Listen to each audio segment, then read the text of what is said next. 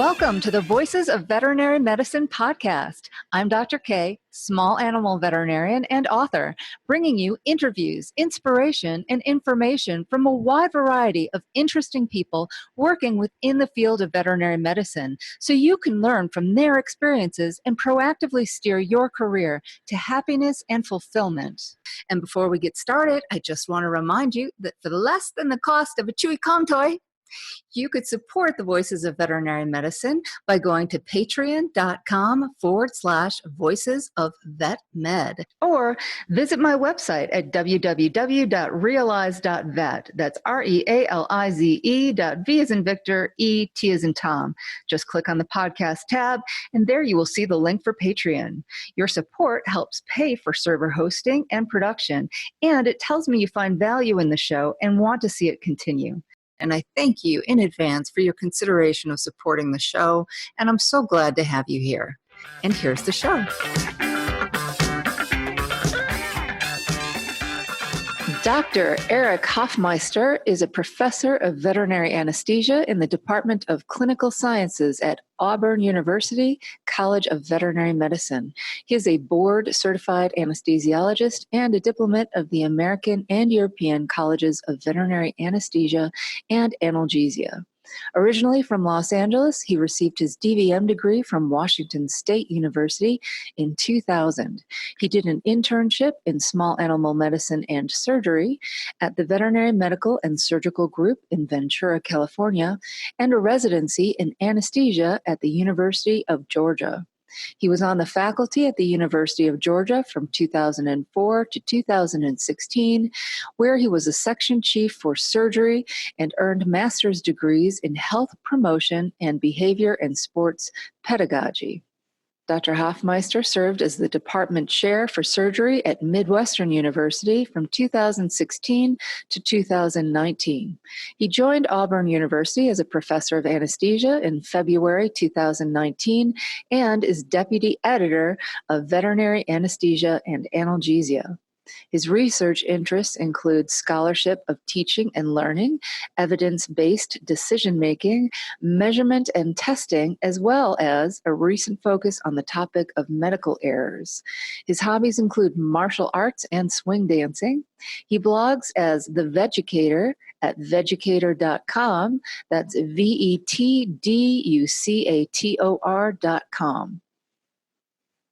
Welcome to the podcast, Dr. Eric Hofmeister. How are you? Great, Dr. K. Thank you for having me. Well, thank you for being here. I'm very excited about it. So let me begin by asking you the same question that I ask everybody on the program, and that is, when did you decide you wanted to be a veterinarian and why? You know, I was more or less latecomer to it. I was in Boy Scouts, and one of my assistant scoutmasters was a veterinarian. And he taught us, the veterinary merit badge and dog care. And I thought, oh, that's, this seems interesting. I'll go and spend time at his vet clinic and just see what he does and whatnot. And he was a surgeon. So, oh, wow.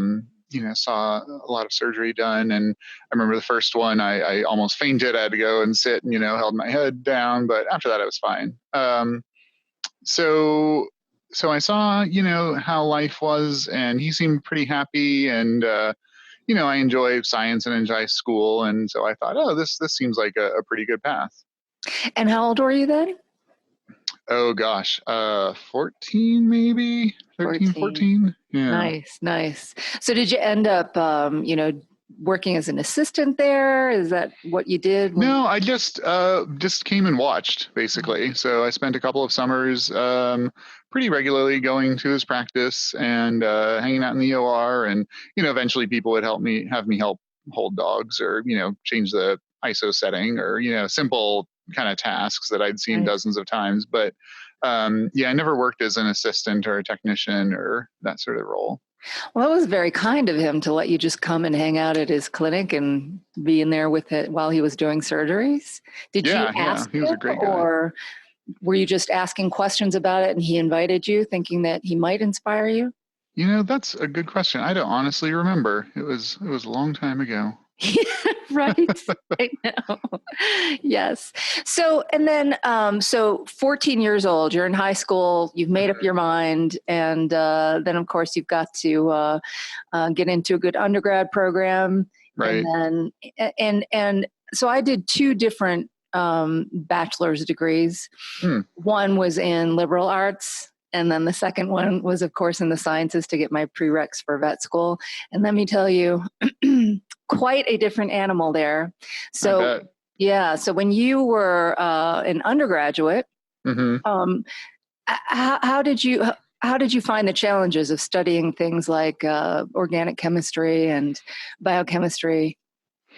I actually, especially those courses, really enjoyed them. I actually tutored organic chemistry after I took it, and biochemistry. I really enjoyed that. I've often thought back, if I hadn't gone the veterinary path, like, oh, I could have gone and done biochemistry or some other sort of hard biomedical science direction.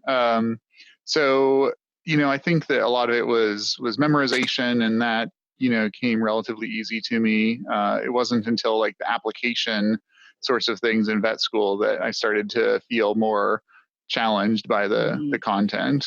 Yeah, that's a good way to put it. Yeah, that's very interesting. Yeah, and the liberal arts bachelor's degree, I remember having lots of time to go out for coffee with friends and parties and such. And that was not the case when I was in undergraduate science courses. Much more challenging, much more time consuming, but I enjoyed them a lot too. I love the learning.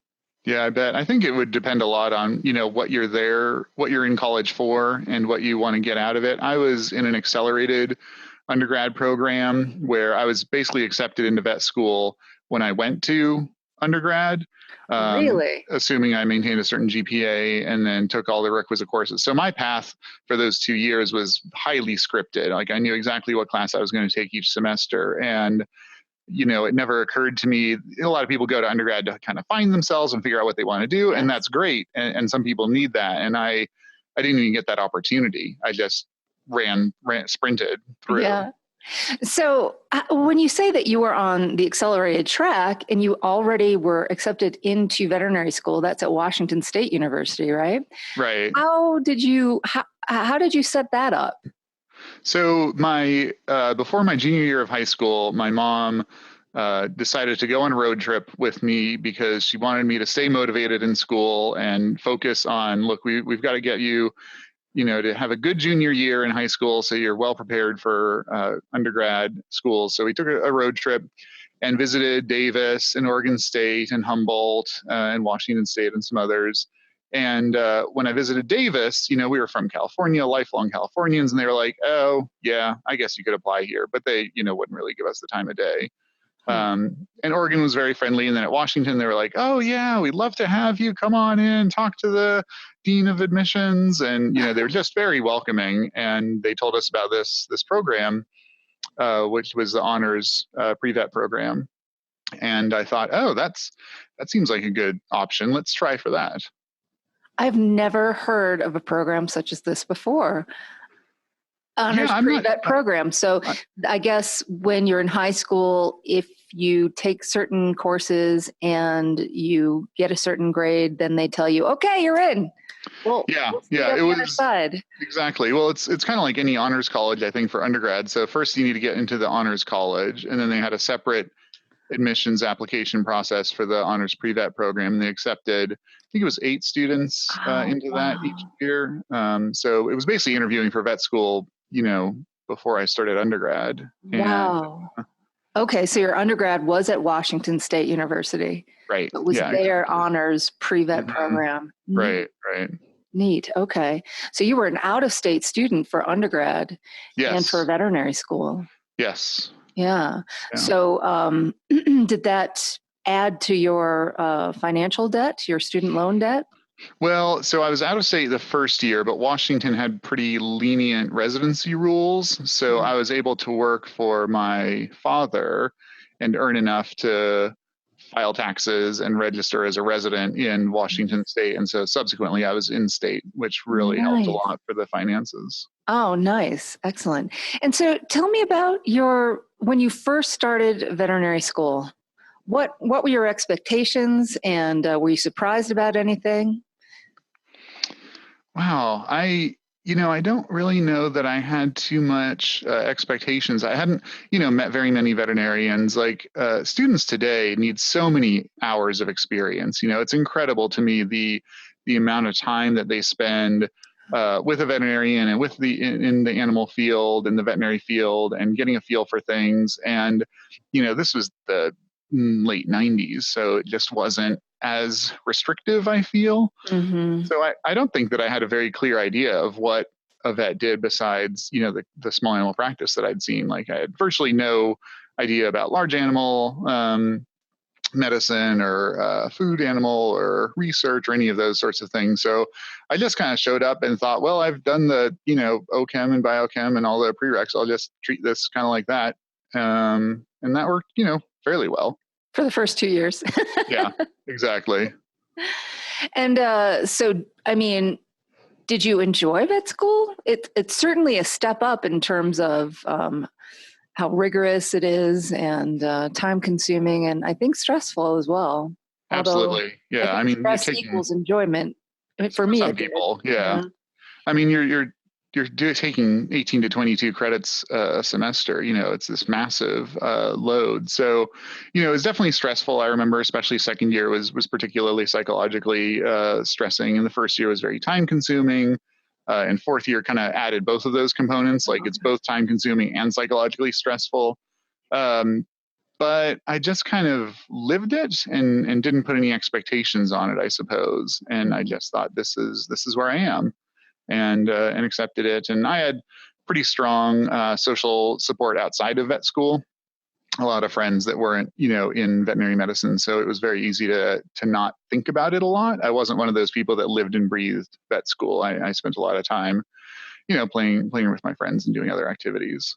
Interesting. Yeah, it seems like I've met two different kinds of people in terms of when they go through vet school. Some of them thrive when they just completely immerse themselves and they, eat, sleep, drink veterinary medicine, and that was me.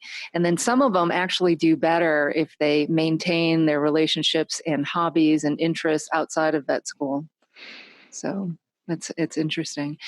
So when you started veterinary school, did you want to be a small animal surgeon because of the Boy Scout master that had let you sit in on his surgeries? I don't know that I didn't actually know that he was a surgeon, a boarded surgeon when I was working with him. It was only later on that I discovered that he was a surgeon and his partner was an internist. Like I thought they were just veterinarians. And that every veterinarian just like did back surgery and did, knee surgery and all this kind of thing.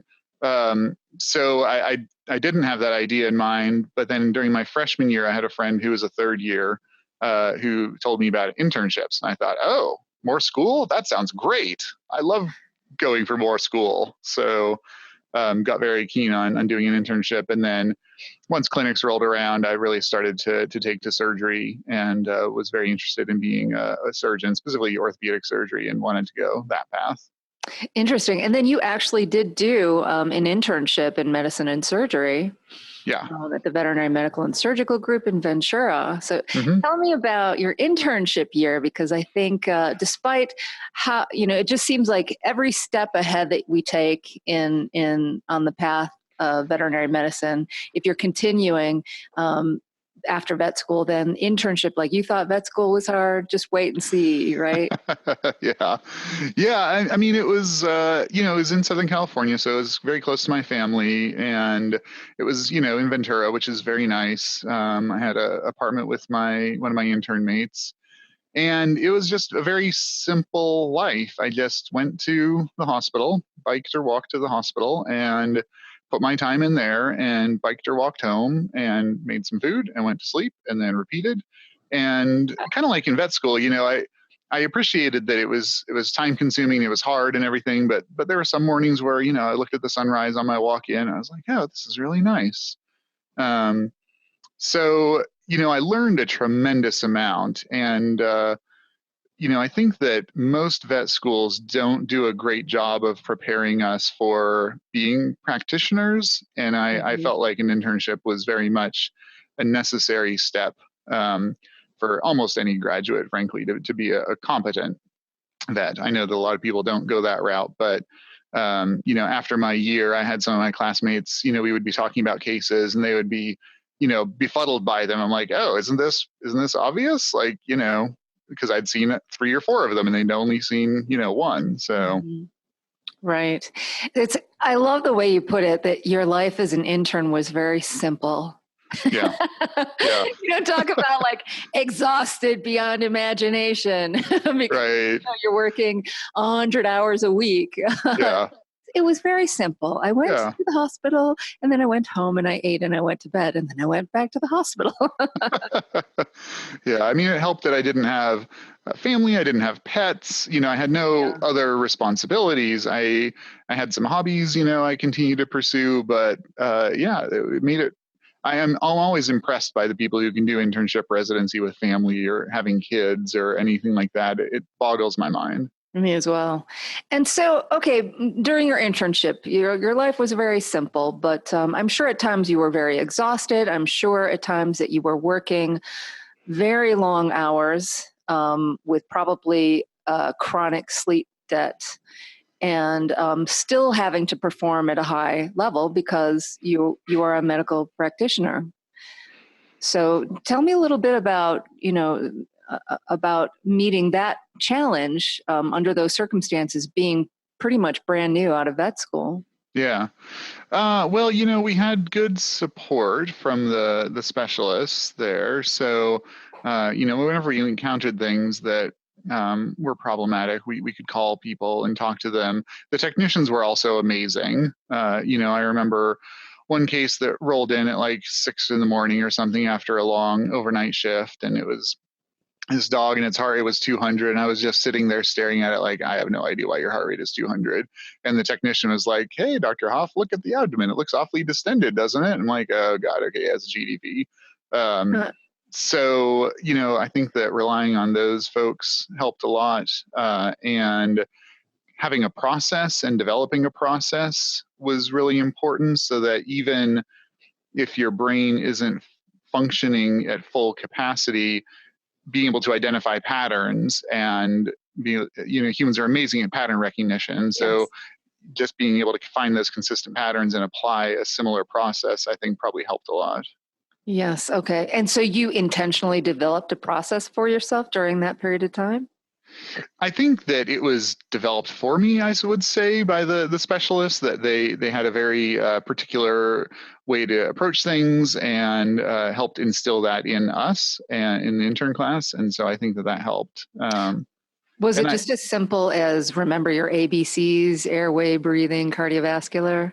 Yeah, exactly. And just, when you're doing history, just collect, the high points of what they're there for, look at the patient, try to figure out what's the most important thing that's wrong, and then just like start doing something. Don't be paralyzed by indecision or too many choices or that kind of thing. Right. Well, at any time during your internship, your first year of practice, essentially, were you ever scared? Scared that you would do the wrong thing? Scared that you would make a mistake?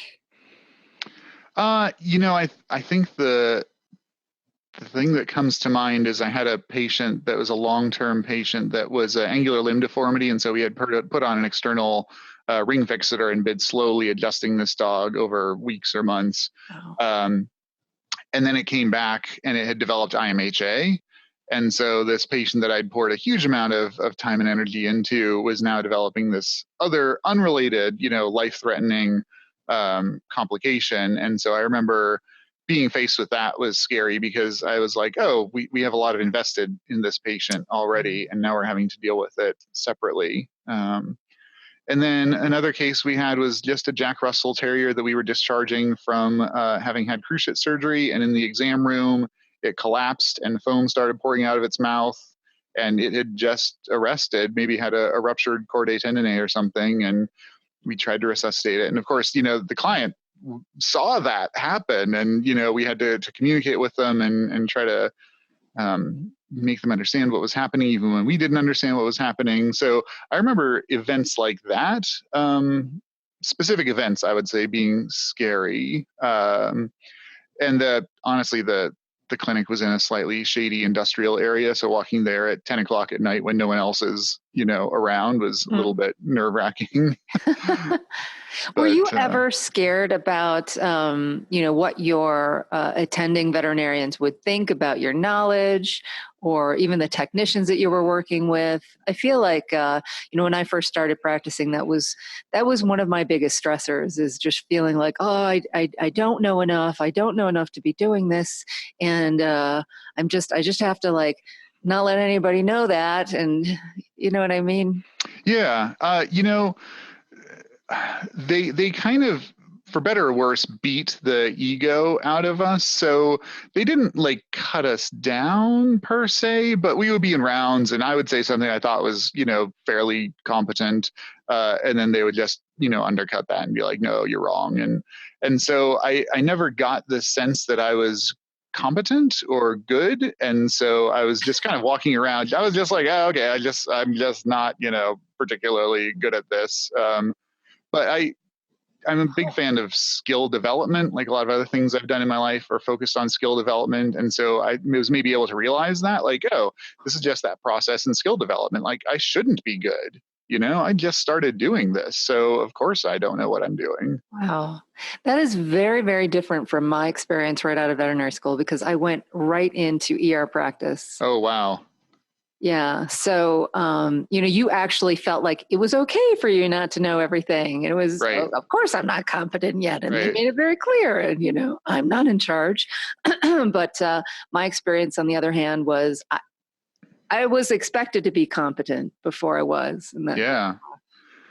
I worked with, in Atlanta, I worked part-time at an ER clinic. And at one point there was a new grad who was working at that ER clinic. And I just remember thinking like, oh my God, how are you doing this? Like I, had an internship. I had done part of my anesthesia residency by the time I was doing this ER work, and just thinking about doing it coming out of school, I can't imagine. That must have been terrifying.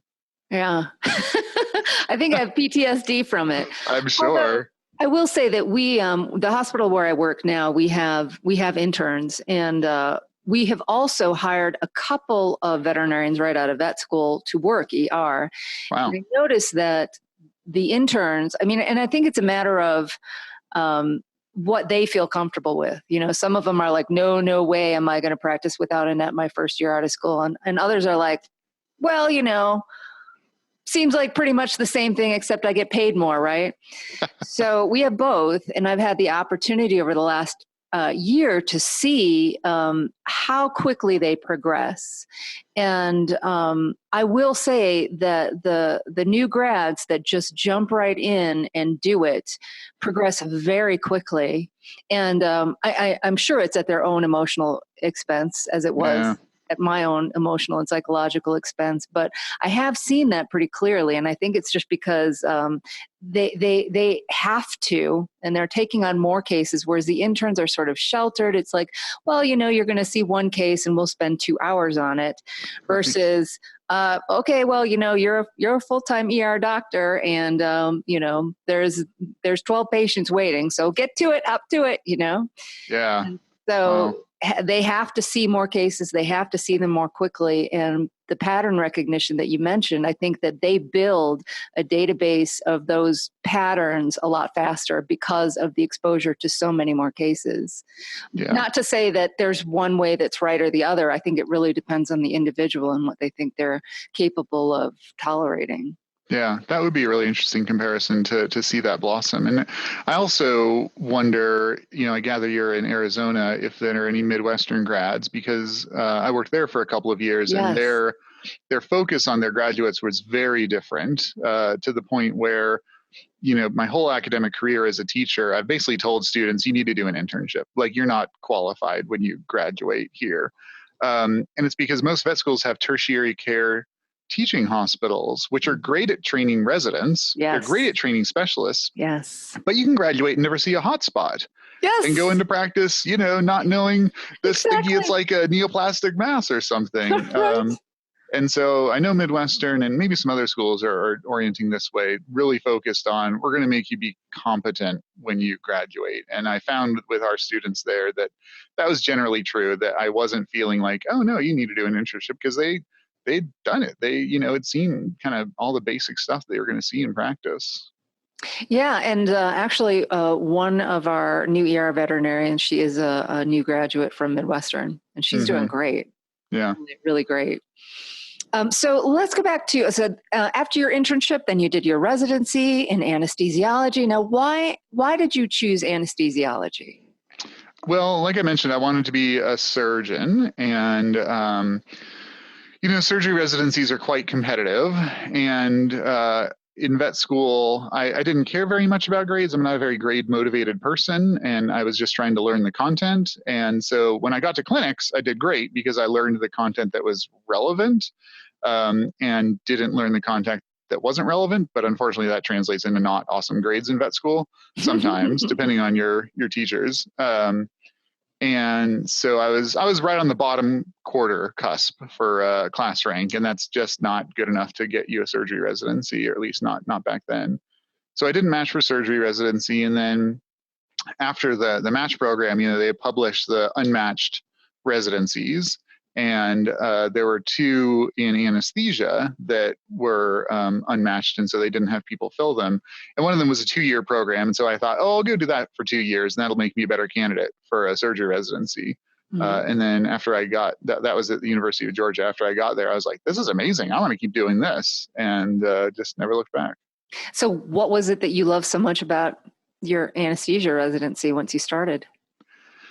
I think that it was intellectually engaging, like I imagine most residencies are.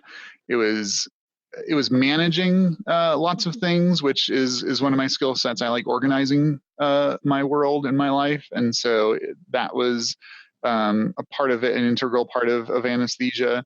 I had really great mentors that were very positive, very supportive. I think I did like 5 research projects during my residency that, I just walked up to them like, hey, I have an idea for a project. And they're like, okay, great, let's help you out. So I just got a lot of support and affirmation in it. Can you tell me about one of those projects, just to give people a concrete idea of what that might?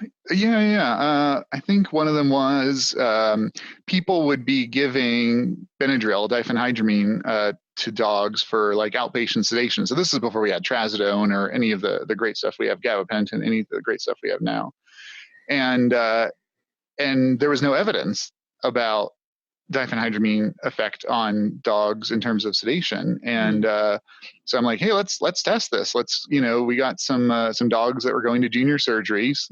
It's a pretty, non-invasive thing to do. We'll give them some diphenhydramine, give them some saline or some acepromazine, do sedation scoring, and see how it compares, with saline and with acepromazine at a few different doses. So I really like encountering dogma like that. Things that people say, hey, I it's this way. I'm like, well, where's your evidence? Yes. And when they can't produce it, I'm like, okay, let's do that study. I love it. What did you find? We found that it sedated a bit more than saline, but not nearly as much as acepromazine. So it might take the edge off a little bit, but these were also random source dogs. So they were all kind of crazy, shelter dogs. Right. Okay. So maybe for a domestic, chill at home dog, it might have been a little bit different. Fascinating. Okay. So, and then what I've learned, maybe in the last year, which I'd never known before, is that in veterinary medicine, in order to sit for your boards, you actually have to publish as a primary author in a peer-reviewed veterinary medical journal. Is that correct? Yes. Yeah, I think almost all, if not all, of the specialty colleges require that. There's been some discussion about going away from that in some colleges because the problem is you're having a bunch of residents come through. Some of them just want to go into private practice. They don't really want to do research. And so they're having to do a research project and grind it out in a time frame that it can get published. And so sometimes the projects aren't really great quality. And then we're publishing, this into the literature. And so there's a little bit of a pushback now that maybe that's not the appropriate way to document, scholarly understanding. Right. Oh, I'm so glad you said that, because that's exactly what my perception has been. And I feel like, eh, if you do a comparison between human medical literature and veterinary medical literature, I just feel like the standards are much more rigorous in some ways. And their studies are, N equals 40,000. And I Yeah. don't really think that we as an industry benefit from having a whole bunch of, residents that have to publish, and to get it done quickly, it's N equals 12 or something like that. Hmm. I don't really think that's helpful. And Yeah. it makes it hard for me as a practitioner when I'm trying to answer a particular clinical question and I'm Yep. looking through the literature, like, how seriously do I take this?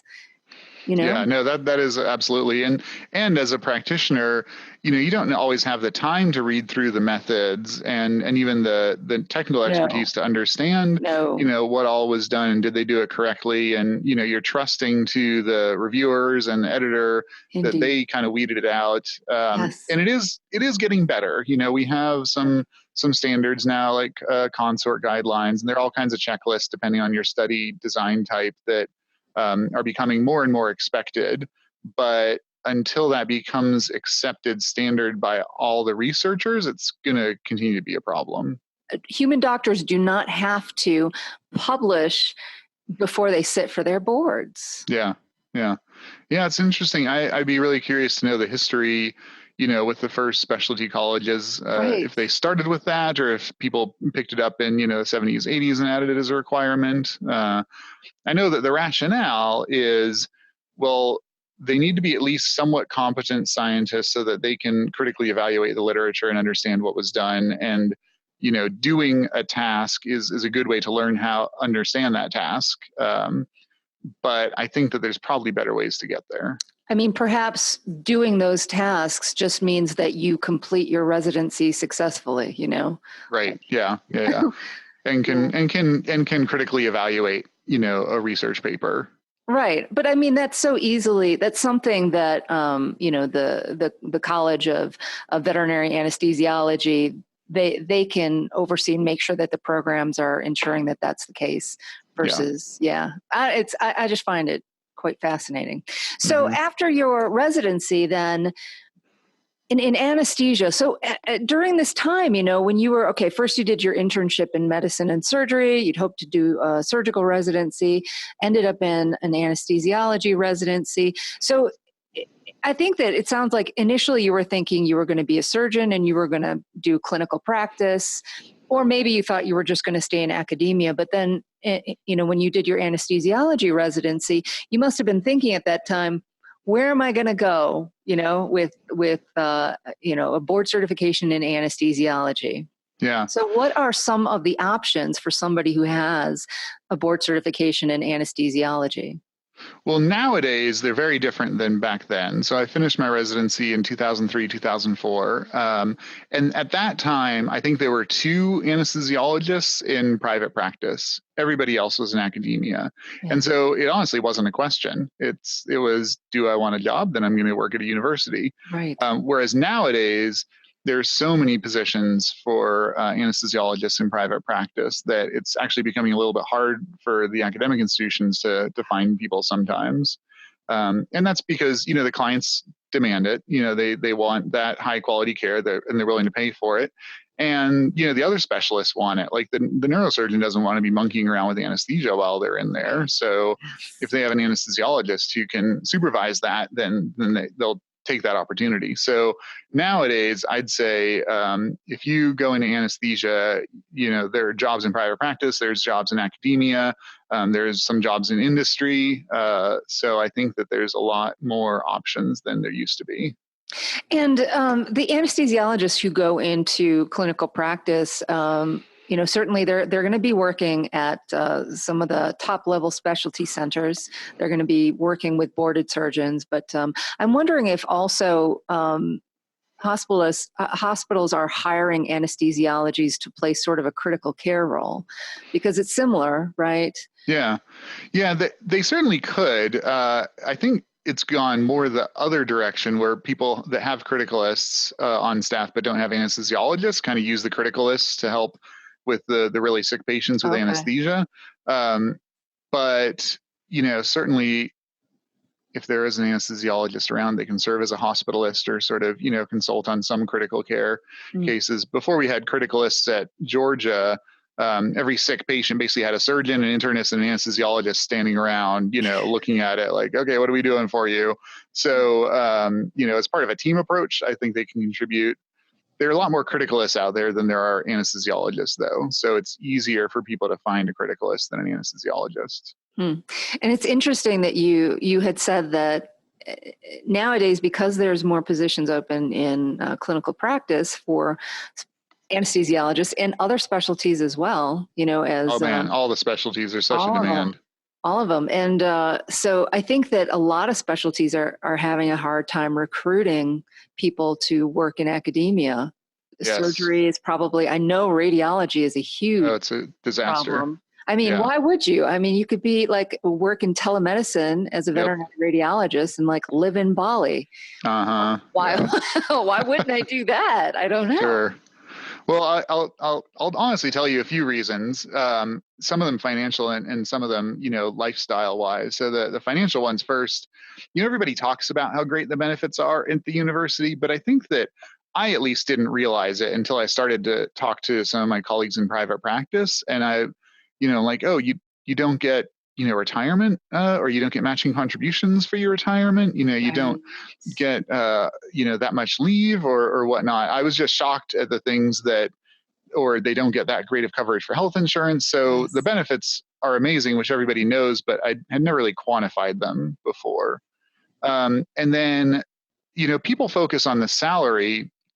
But the problem with doing that is that most large referral practices that are going to employ specialists are going to be in large cities as well.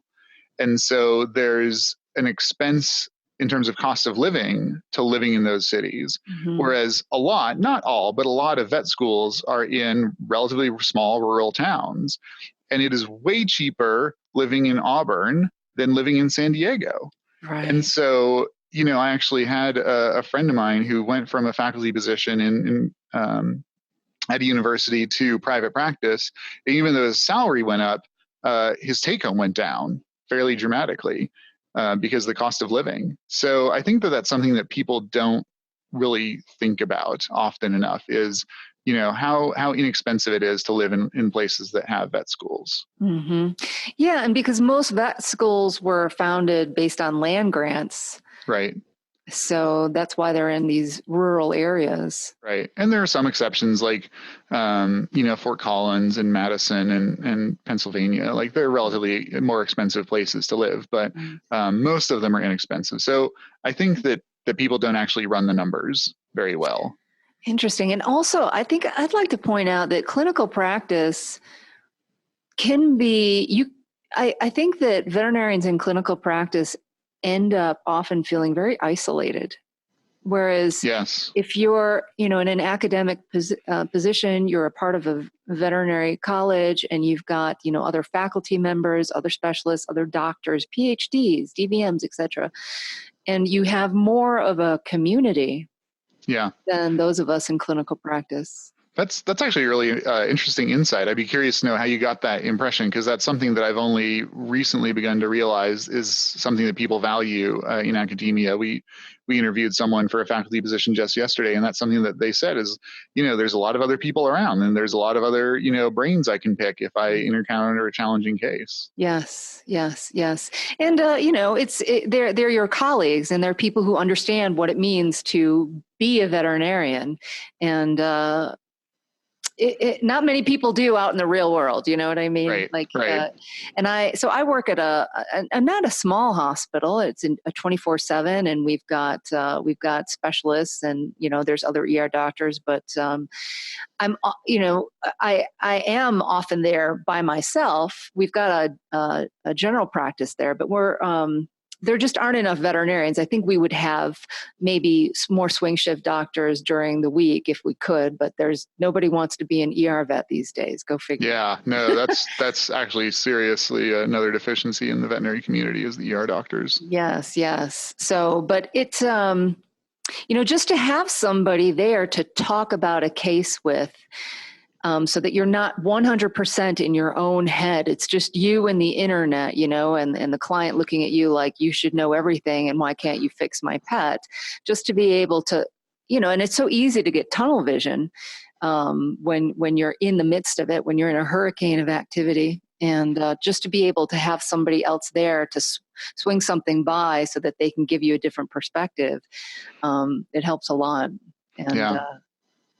No, absolutely. And so the community, I think, is one piece of it for academia in terms of lifestyle. So aside from the finances, the flexibility of academia, I think, is fantastic. Most faculty are on clinics 6 months out of the year if they're tenure track. And so, from my point of view, I work 6 months a year.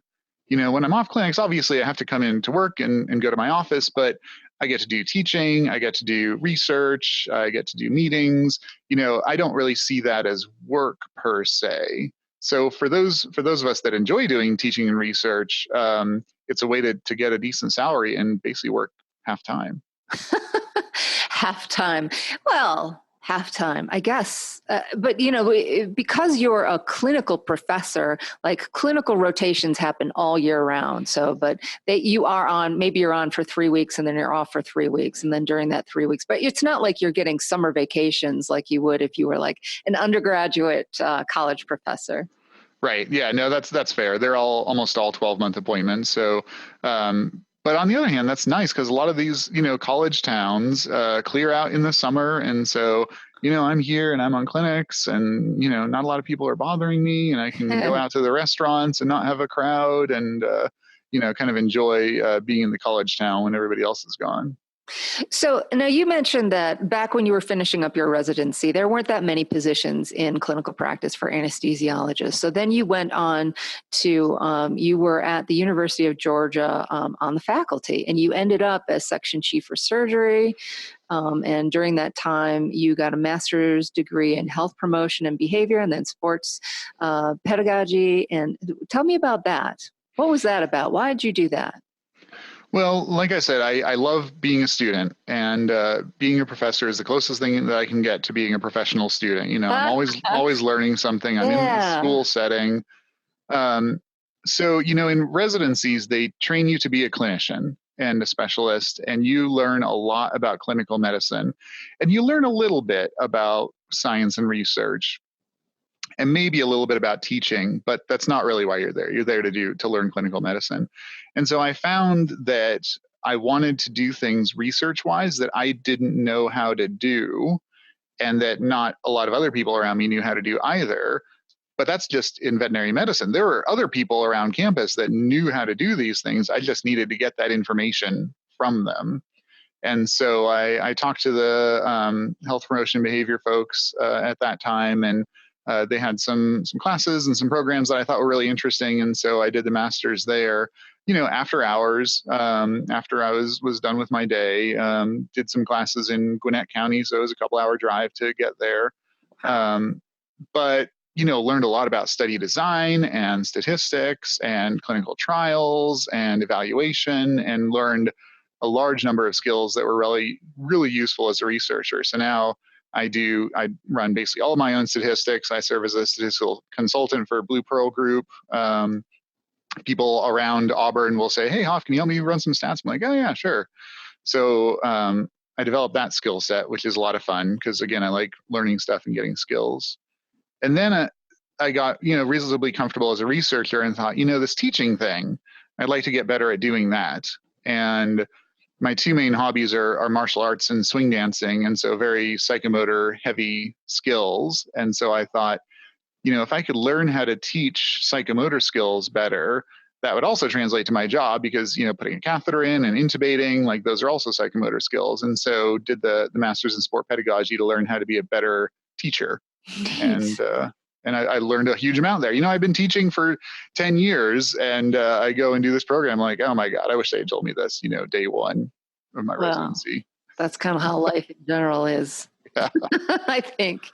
So, and just a little bit, I just want to touch on, so you were at MidWestern University from 2016 to 2019. That's one of the newer veterinary colleges here in Arizona. It's actually in near Phoenix. Mm-hmm. Phoenix is where I work. So, it's a shame I'm meeting you too late. You've moved across the country. Yeah. But tell me about your experiences at, it's one of the newest veterinary schools in the country. And you had mentioned that you thought that there were some differences in the way they were teaching their students. So could you touch a little bit on that? Yeah, I think so. First of all, I loved Phoenix. Phoenix is a fantastic city. I just loved being there. It was great. It's weird to say, but having a city on a grid system as compared to Atlanta or anywhere in the South was just terrific. You mix your exit, just get the next one and turn right. So I really like Phoenix. And then MidWestern, the day one ready philosophy that they have, I think is fantastic, is we're going to train students so that when they graduate, they can go out and be a competent general practitioner. And so the clinic was oriented that way. We didn't see a ton of these ridiculous tertiary care cases. We saw a ton of private, practice cases. We did see some referral cases for the specialists, and that the students could learn, a lot from those. But my whole academic career, when I've taught students on clinics, I always try to focus on like, I want you to be able to anesthetize a spay, a neuter, a laceration, an old cat for a dental. Like that's what I want you to do at the end of this rotation.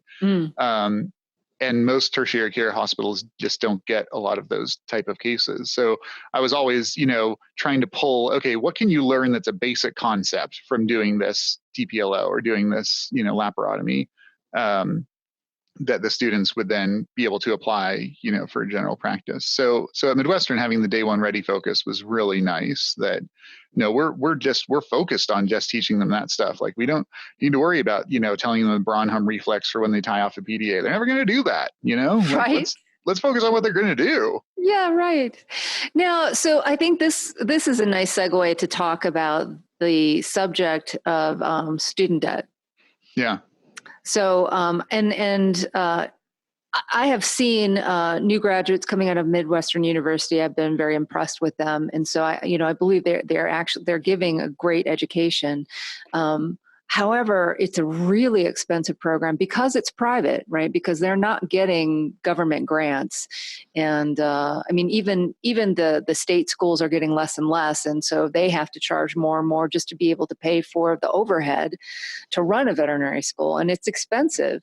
But MidWestern University is very expensive, and what are your thoughts in general on the topic of how much it costs to become a veterinarian today? In the context of how much can you expect to make realistically as a veterinarian, especially if you're doing GP? Yeah.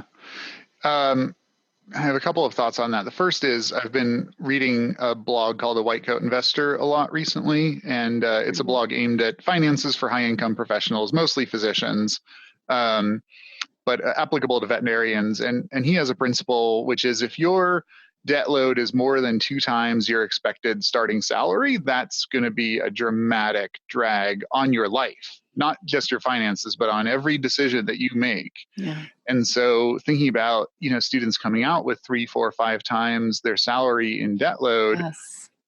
that's going to make life hard. Yeah. And I'm not sure that people realize that a priori, before they get into it. Mm-hmm. So I think that looking at your debt load numbers is really important. Specifically at MidWestern, I did have a little bit of a ethical conundrum going and working there because it was so expensive and the debt load is such a problem. And so that was a little bit difficult. I think on the flip side, there are some students that do have family support. And so I think that we probably saw more of those at MidWestern because they could afford it. Right. And then something else that someone there told me was, you don't have to go into general practice.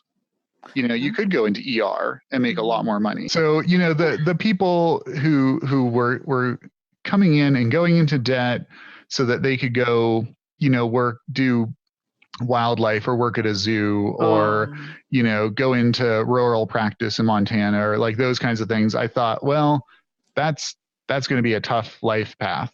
If you're Yes. incurring that much debt, you need to think about going into a discipline that's going to make you more money. And that's something that the white coat investor talks about too, is like, if you're incurring this much debt, you got to go do a hand surgery, like go be orthopedics. Don't go be into family practice. Right. That's really interesting.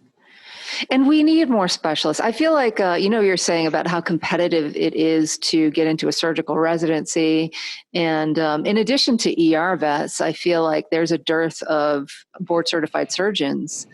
Yeah. And I think part of the reason is there aren't enough residencies in surgery, perhaps.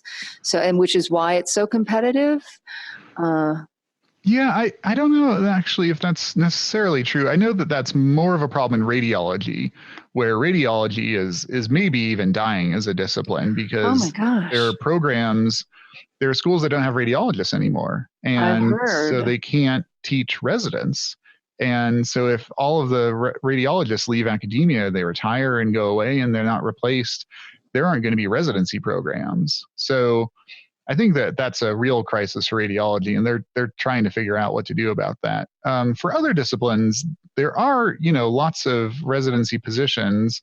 I guess, it is not enough to fill the demand that's out there for surgeons. But, nonetheless, I think there's a pretty good number, but there's a lot more applicants than there are positions. So it is fairly competitive. It's kind of like, getting into vet school is very competitive. Getting an internship is fairly competitive. Getting a residency is extremely competitive, depending on your discipline. And then getting into academia as a faculty member is relatively straightforward because most places need faculty members. Yeah. And I just want to talk again about radiologists, and what you said really made the hair on the back of my neck stand up. You said that it might be dying as a discipline. That terrifies me, because when I first got out of school and I was practicing as an ER vet, I had to read my own radiographs. Oh yeah. Which really, are you kidding? The ER where I work now, we send all of our images to board certified radiologists, and I look at them first and interpret them first. But I have the luxury and the peace of mind of being able to say to pet owners, look, I did not do a residency in radiology. And so I'm going to tell you what I think first, but we're also going to get a radiologist to read these images. So if I miss something or misinterpret something, we'll find out. And that gives me tremendous peace of mind. And I can't tell you how many times I've been wrong. Yeah. When I've read a radiograph, it is not easy. And so I can't even imagine, now that I have this luxury of being able to send all of our images to board certified radiologists, what would I do without it? I don't know. Yeah, I don't think that'll be a problem for our generation. I think that'll probably come down 40, 50 years down the line, probably, if it comes down. But people are talking about solutions, how do we treat residents remotely and get these kind of conglomerates put together? And I mean, industry is worried about this as well, because, IDEX and the other companies that have radiologists on staff, like they're going to need to replace those people. Yeah. So everyone's, on board to deal with the problem. It's just, there's not a really clear solution yet. Okay. Well, I think that's really interesting. On one hand, I'm like, oh, I should have been a radiologist, and then I could live in Bali. Yep. But on the other hand,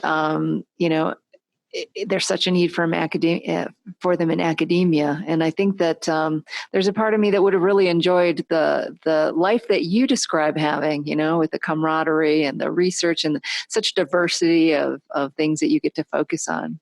So let me ask you about your work as the deputy editor of Veterinary Anesthesia and Analgesia. What do you do? What is your job in that capacity? Well, it's still a recent role for me. I just started in January, so I'm still kind of figuring out the waters. But mostly, I look at submissions to the journal when they first come in, see if they're, reasonably up to the standards of the journal, do any simple kind of cleaning type editing, and then find reviewers that can review it. And that's the most challenging thing, is because this is a volunteer thing. Like, asking for specialists to do reviews for a submission, they don't get paid. They hopefully get recognition, on their CV and at their yearly review with their department chair. But it can be really tough to find people that have a high level of expertise, who know how to evaluate a submission critically, and who can get it around in a reasonable time frame. So that's probably the most difficult part of my task at this point, is finding reviewers. And then I also serve on the editorial board, kind of chime in when there are general questions about the journal and submissions, and if needed, represent the journal at meetings and participate in those discussions. So right now it's still very much just figuring out how to be an editor. Interesting. And do you know the website VASG.org? I am familiar with it, and I think I've been to it 2 or 3 times. Okay. And that's well, actually, okay, there's 2 of these. So is this the veterinary anesthesia group? Yeah. Okay. Yeah. So I think I've been to it 2 or 3 times, but I'm not very familiar with it, to be honest. Oh, okay. So I didn't know if it was affiliated with like the College of Veterinary Anesthesia or what, but yeah, my impression is that it is not, that it's run by or has historically, I'm not sure of its current state, has been run by non-specialist veterinarians who are interested in anesthesia, which I think is great. It is nice to make sure that people get, high quality information. And so I think that the Anesthesia College is definitely interested in steering people to all kinds of resources. And one that's come up recently is the North American Veterinary Anesthesia Society, NAVAS, has launched the past year or so. And this is a society that anybody can join. And they're working on putting together continuing education. They have a blog up with various topics that are relevant to general practitioners. And so trying to reach out to non-specialist veterinarians who are interested in anesthesia and get them involved in a society that has diplomats involved and high quality content. Oh, interesting. Good to know. Yeah, for the VASG.org, I often go there just because they've got Excel spreadsheets for constant rate infusions. If you want to do a ketamine, lidocaine, fentanyl, CRI, and so it's got some really helpful stuff. But I didn't realize that it wasn't run by board certified anesthesiologists, or maybe we don't know. I don't know contemporaneously. Yeah. So let's move on to your research interests. And you talk about scholarship and teaching and learning. And now I understand why you did your master's degrees as you did, and evidence-based decision making. That's a funny one in veterinary medicine. Yeah. Tell me about that one. Evidence-based decision making in veterinary medicine, because Lord, would I love that. Yeah. Well, we have the principle of evidence-based medicine, which is we want to, if we know one treatment's more effective than the other treatment, we're going to choose the more effective treatment, and we need evidence to document that. And so, that is coming along, and people are doing more research and hopefully answering those clinically relevant questions. And so I like evidence-based medicine. I embrace it wholeheartedly. I try to contribute to the literature where I can. Most of my projects, I intend for a GP to be able to read it and then apply it the next day. And so the decision-making part is coming more from a broader perspective. So we can start talking about policy. We can start talking about economics. We can start talking about, adverse incident monitoring and making decisions based on the actual evidence rather than just what people think and how they feel. Mm-hmm. Yeah, what people think and how they feel. I feel like if you were to ask 10 different veterinarians how to handle a particular case, you might get 5 or 6 different answers. Yeah, exactly.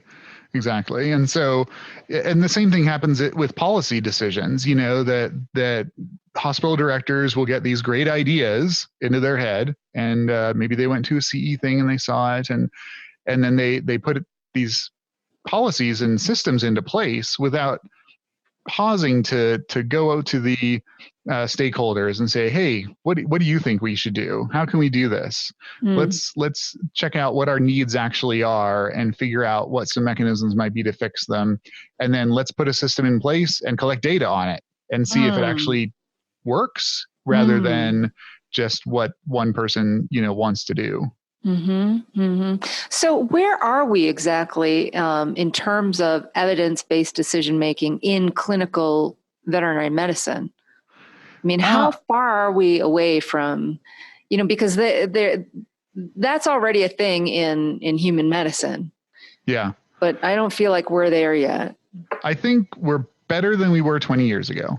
Yeah. Yes. And so hopefully tomorrow will be better than we are today. And I think that it's that constant march forward of progress. Like you said, though, we're faced with a lot of clinical decisions that we don't have very compelling evidence for one way or the other. And so when you're faced with that, you have to base it on your experience and, your understanding of the physiology and everything else. But like I said, compared to 20 years ago, we do have a lot more of those answers. So, I guess I would say we're okay, but need to be better. I think we need more really big studies, N equals 10,000 and, No, absolutely. And especially for some of these more complex clinical situations. So a buddy of mine at Georgia is doing a large clinical trial comparing two different anticoagulants after cats have thrown a clot, like a saddle thrombus. And, is trying to recruit patients from wherever he can around the country to enroll in this study. But one, it's time consuming. And two, it's incredibly expensive. And finding the funding for those kinds of projects is really challenging in veterinary medicine because there's just not that much money in research, in sharp contrast to on the human side. Right. And so I don't know. I mean, maybe that might be where I've heard more and more people talking about One Health and collaboration between, human medical doctors and veterinarians. And I think it was the melanoma vaccine, the development of the melanoma vaccine that is now available for people. It started in veterinary medicine. And because of that collaboration, we actually do have a melanoma vaccine meant to treat dogs that have developed melanoma for dogs. So, I mean, maybe that's where some of the answers lie. Yeah, absolutely. And that's definitely true and valuable for those questions that have a human health implication, but there are tons of questions that don't. And honestly, in anesthesia, almost all of our research has no applicability to human medicine. So, I always say nobody's interested in funding what I want to do. It's sad. It is really sad. Maybe that's what we need to start a charity for. Right. Yeah, the charity for veterinary medical research. A lot of low-hanging fruit. There are a lot of research projects that you don't need a lot of money for. You just need the idea and the time and the gumption. Yeah. And so let's move on now to one of the topics that I've been really looking forward to talking to you about, because it sounds like it's one of your favorite topics, and it's certainly one of mine, and that is medical errors. Oh, yeah. You had mentioned to me that you've given several talks on this subject. Yeah. So, yeah, this came about because I first read this book, The Checklist Manifesto. Are you familiar? Yes. Yeah. Phil Gawande, yeah. So I read the book. I can't remember who recommended it to me, and I thought, we can do this. And so I put a project together at Georgia where for a year we collected all of the adverse incidents that happened associated with anesthesia.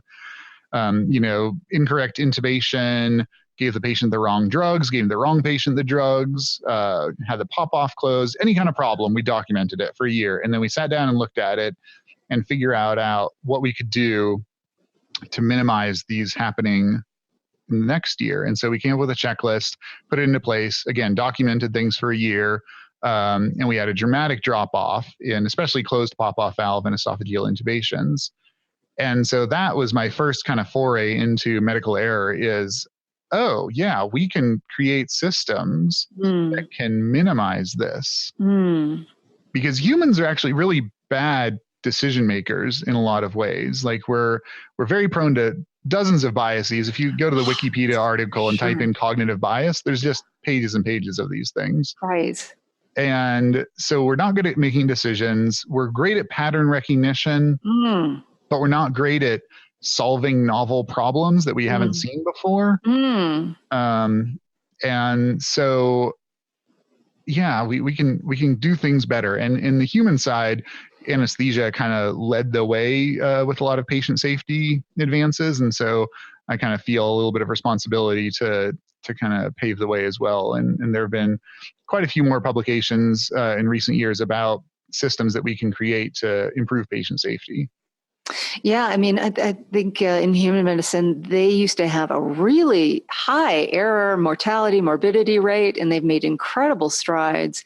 I think maybe it started with like initially all the anesthesia machines were made by different manufacturers. They had knobs. This manufacturer, you turn the knob to the right in order to turn up the ISO and then it was opposite on this other machine. So part of it was just standardization of those machines. But it's so much safer than it was before. It's astounding. Yeah, absolutely. But in spite of that, I mean, medical error is still the third leading cause of people in this country. So there's still a long ways to go. And of course, veterinary medicine, as always, lags behind, human medicine. So I think that there's a lot of work for us to do. And I think one of the things that has come up recently is we just need to talk about error. Yes. And the fact that it happens. Yes. Thank you. and not necessarily to accept it, but to accept it and understand that it happens. And the issue isn't,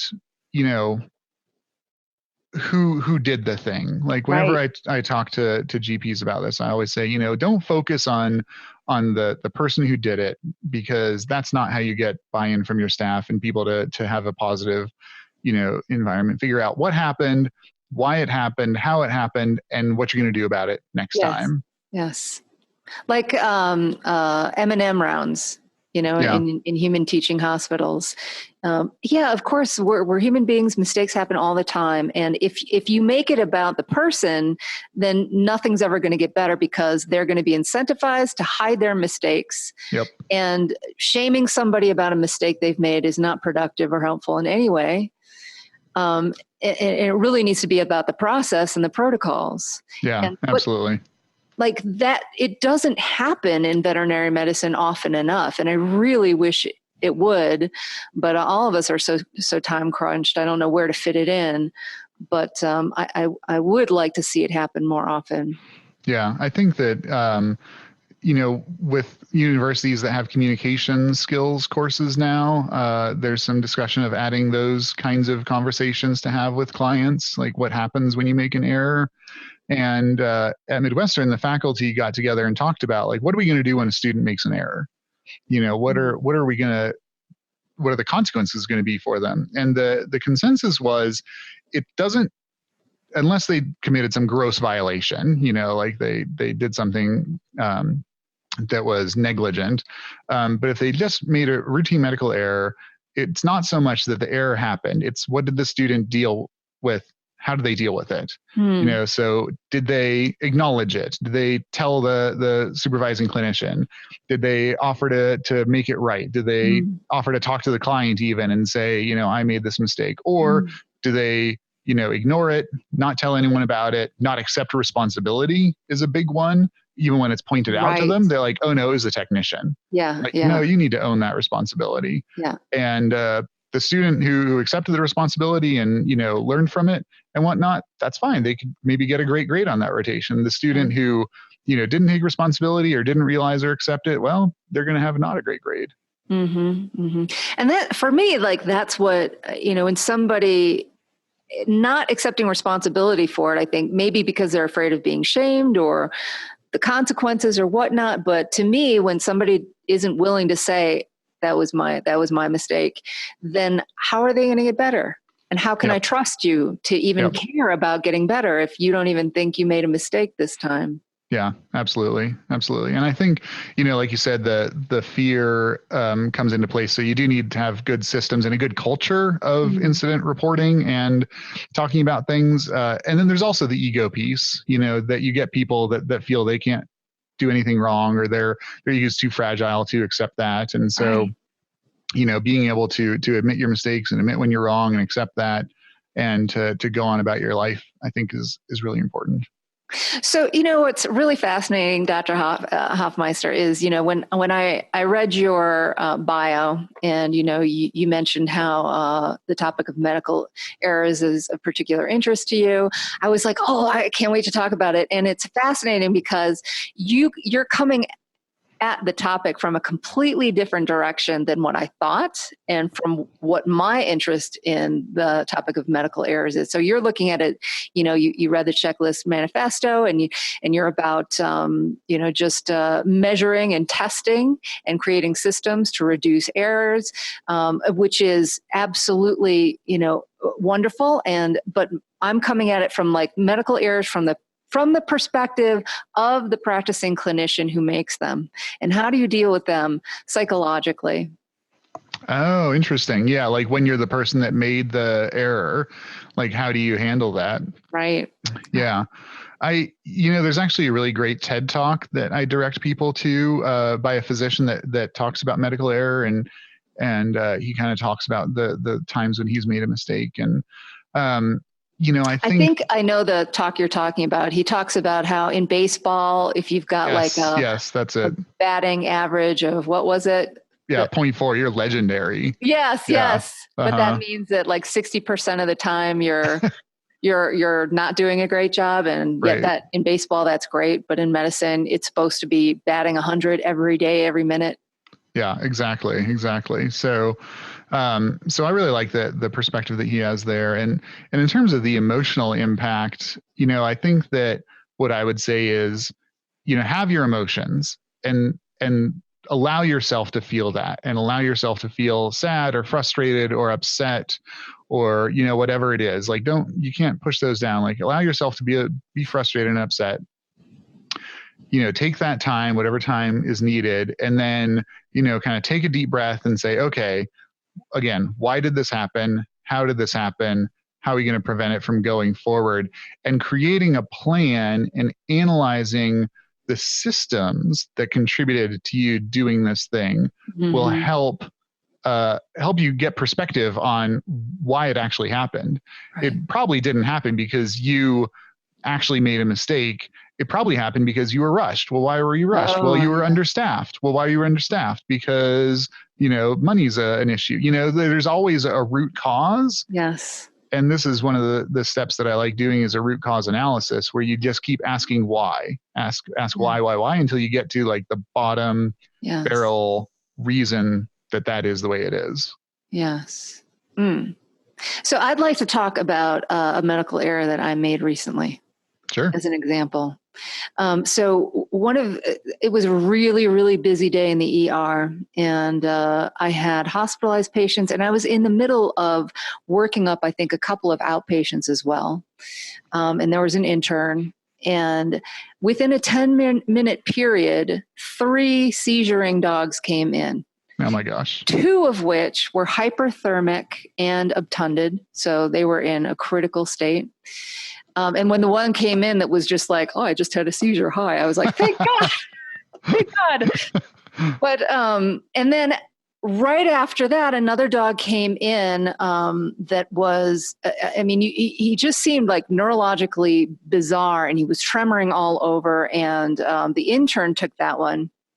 And she told me that the presenting complaint was that the dog had gone acutely blind.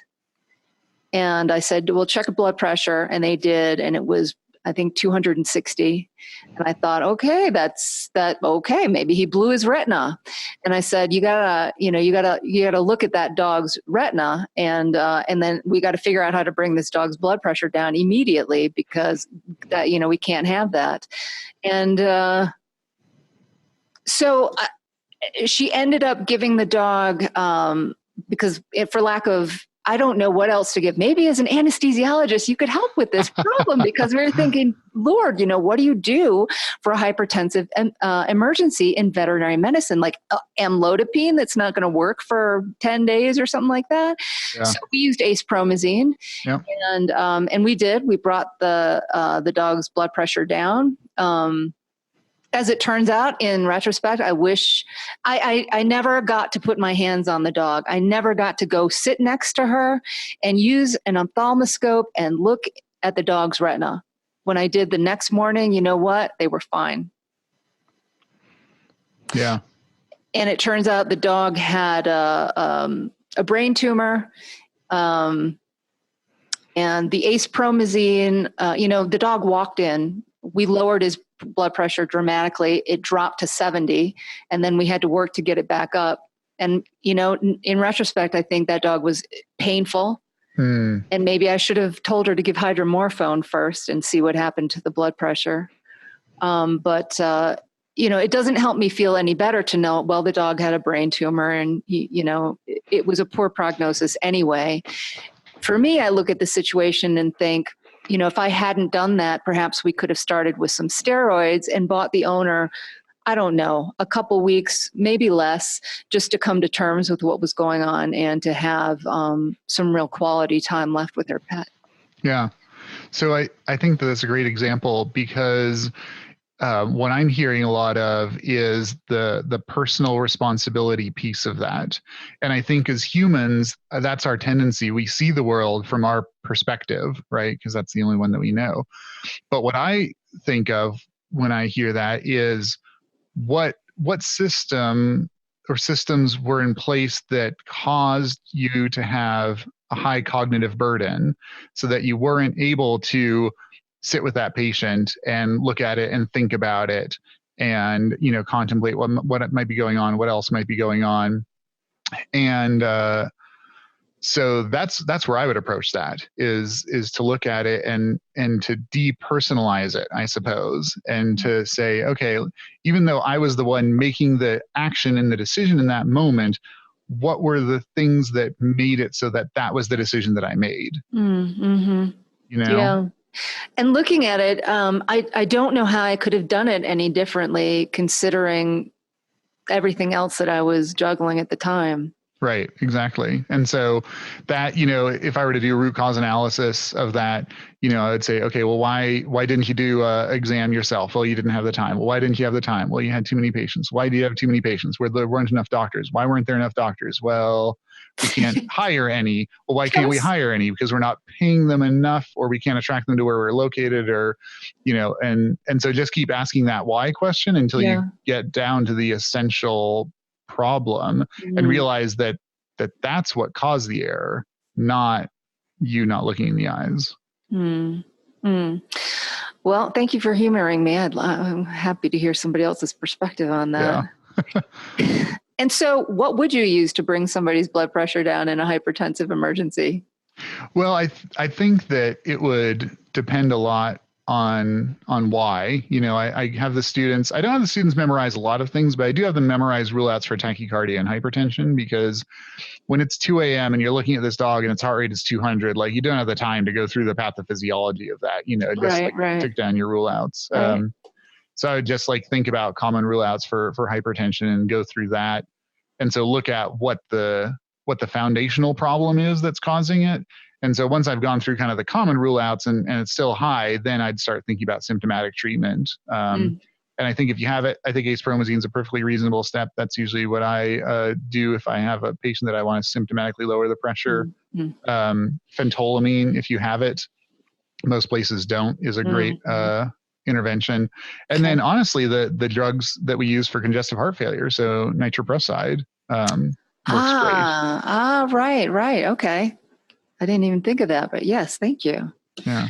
All right. So let's talk now about you blog as the Vetjucator, VETBUCATOR. I like that. Vetjucator. Yeah. Vetjucator. At vetjucator.com. And why did you start this blog, and what is it about? So I had been giving advice to students on internship and residency for, my whole career. And last year, I got a bunch of students coming in and talking to me about their applications. They wanted me to look at their letters and their CVs, and I was more than happy to. And I found I was saying the same thing over and over again in my emails to these students. And I was like, there's got to be a better way to do this.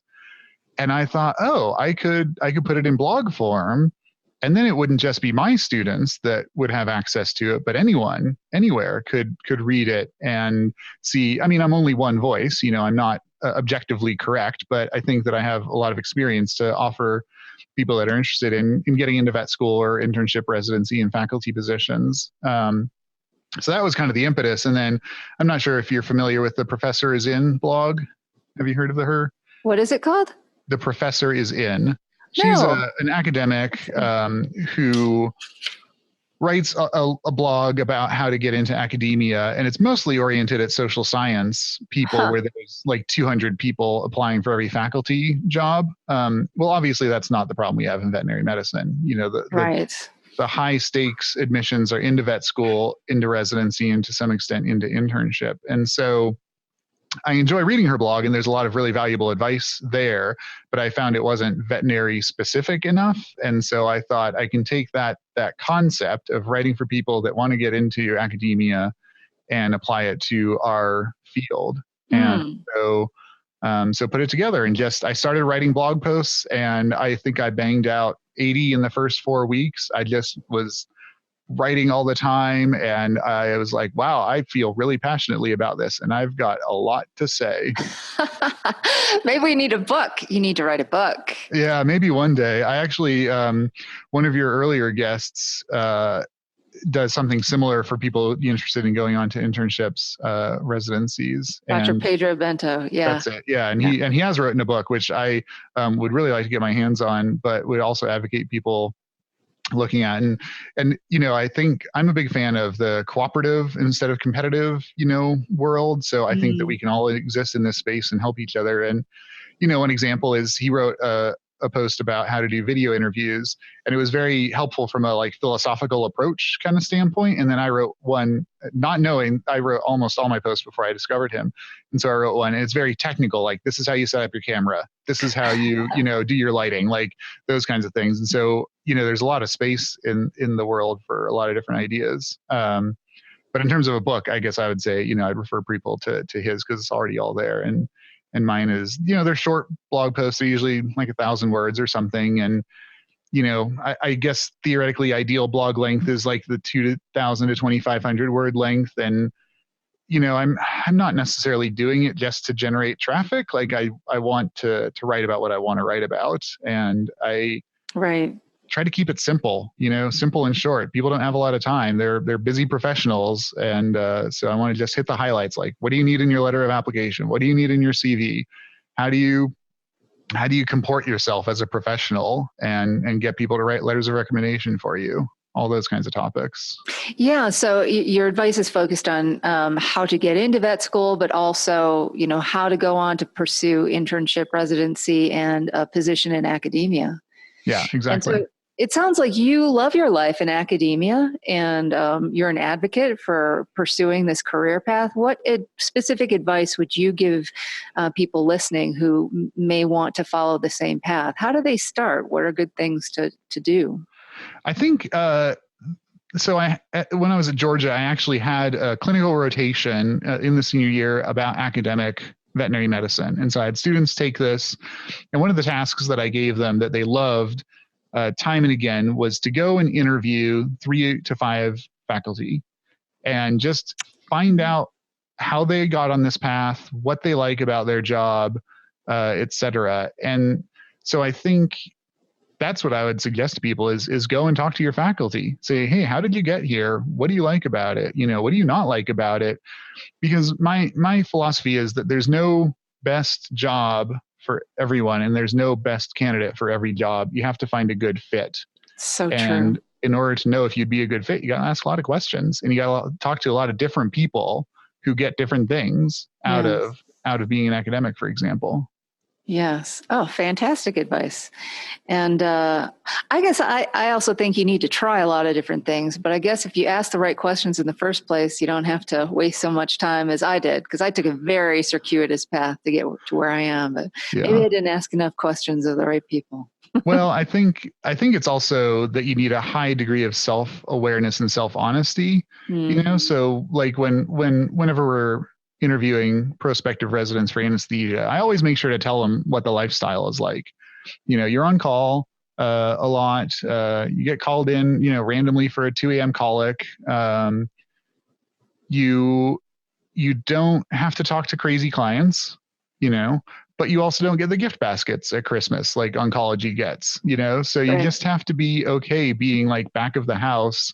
You have to like organizing things. Huh. And what I hope is that the people who are interviewing are comparing all of those traits to what they have or what they want in themselves. And that they're like, oh no, I'd be okay just not being if you're a glory hound, that's great. Go be a surgeon. Like, Right. or some other discipline. Like that is not the Yeah. place for you, but you need to know Yes. that about yourself. Yes. Yes. Exactly. Yeah, I couldn't agree with you more. That's fantastic advice. And what are some of the qualities that you look for then when you're making the decision as to whether or not you're going to take somebody into your residency program? So I'd say not just for residency, but through vet school, internship, residency, and faculty, like the people that I want to work with. There's a book which I love called The Ideal Team Player, and Hmm. the premise is you want to be hungry, humble, and smart. So hungry, you got to want to work hard. Humble, you've got to be humble to be working on a team. And smart, have some emotional intelligence, know how to deal with other human beings. That's the people I want to work with. Especially the humility part. When I'm reading a letter of intent, if I get a sense that this person thinks they're just all that, I'm like, nope, don't want to work with you. You may be terrific. You may work really well with some other people, and I want you to go find those people and work with them, because then they're going to be happy working with you. You know what I mean? Like someone who has that much of an ego is just not going to get on well with me. Interesting. But I mean, when you're putting together your resume, or your letter of intent, whatever, we've all been told that we're supposed to, accentuate of our skills and all the positive things about ourselves. And how would you get, humility to show through in materials like that are meant to actually play you up and draw attention to you? It's a really fine needle to thread. I will absolutely acknowledge that. It's a fairly complex effort, which is why I always tell people you've got to run your materials by your mentors and your friends and get honest feedback about it. But what I usually advise people is use examples. So write about a time where you made a mistake. Mm-hmm. What did you learn from it? Mm-hmm. Because just like we were talking about with medical error, it's not making the mistake that's problem. It's what do you do in response to that? Do you accept the responsibility? Are you humble enough to acknowledge that you could have made a mistake? And are you going to learn from it? Or are you just going to push it off on someone else? Mm-hmm. So use examples whenever you can in your letter of intent to bolster your statement. So if you can't just say, oh yeah, I'm really humble, well, okay, but how can I trust that? Like you might say you're really smart too. Give me an example of a time when you were struggling and if someone gave you feedback and it was really hard for you, but you accepted it and got better. Yeah, yeah. All right. Well, are there any questions that I should have asked that I haven't, or anything in particular that you would like to say to future veterinarians? One of the series that I have on the blog posts is how to be successful. And they're, from my point of view, simple things. It's be on time, show up, smile, care about what you're doing. And it's the kind of thing I never thought that I had to say, but I see students not doing these things. And so it must needs to be said. That's crazy. I know. So, I guess that would be the final thing is, just reflect on yourself, be honest with yourself. If you are a certain way, you know, make a decision to be that way. So like when I would mentor my faculty as a department chair, I'm like, you're not getting great student evaluations. They kind of hate you. So you can decide though, like, Ouch. do you want to be that person or do you want to be a different person?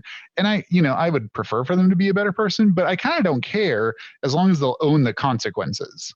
Nice. If they're like, you know what, I kind of want to live my life treating students poorly. I'm like, okay, well, this probably isn't going to be a great long-term job for you, but at least you're going to accept that and then you'll be happy with the consequences. Fascinating concept. Yeah. Okay, say that one more time. Be the person. Yeah, make a decision, make an informed decision. Like whenever you can, make an informed decision and then be content with the consequences. Nice. Okay. I always worry about, do people not like me because of something I don't know about myself, But if they don't like me because like I'm a little bit quiet, well, now that I know that, I can decide, well, am I okay continuing to be quiet or am I going to try to be more garrulous? And either way, I need to deal with the consequences of that. That is a very logical and pragmatic approach and wonderful advice that I'm going to start putting into practice myself. Yeah. All right, Dr. Eric Hofmeister, thank you so much for being on the podcast. I've had a wonderful time talking with you. Thank you, Dr. K. It was great to be here. I hope you enjoyed today's show. If you found it helpful, please take a moment to leave a positive review of the Voices of Veterinary Medicine podcast and share this episode with anyone else who may also benefit. And whatever your current interest in veterinary medicine is, and wherever you are on your journey right now, I wish you a magnificent future. Content disclaimer. The opinions expressed in this podcast are those of host or guest alone and do not reflect those of respective employers or other affiliations. Unless otherwise stated, podcast guests and hosts claim no professional training or education in psychiatry, psychology, human nutrition, exercise, physiology, financial or legal matters, human medicine, or medical education. Please consult a certified or licensed expert in these areas for professional help. Any advice on veterinary medical practice provided by the author or guests is intended only for application by licensed veterinarians capable of using their own medical judgment. Nothing in this podcast implies or intends to establish a doctor-client-patient relationship, and any information provided about pet care is for entertainment purposes only. For medical advice pertaining to your pets, consult a licensed veterinarian in your area. In no event should the host or guest be responsible or liable, directly or indirectly, for any damage or loss caused or alleged to be caused by or in connection with the use of or reliance on any information provided in these podcasts. It is the listener's responsibility to research the accuracy, completeness, and usefulness of all opinions and other information provided by the hosts and guests of the Voices of Veterinary Medicine podcast.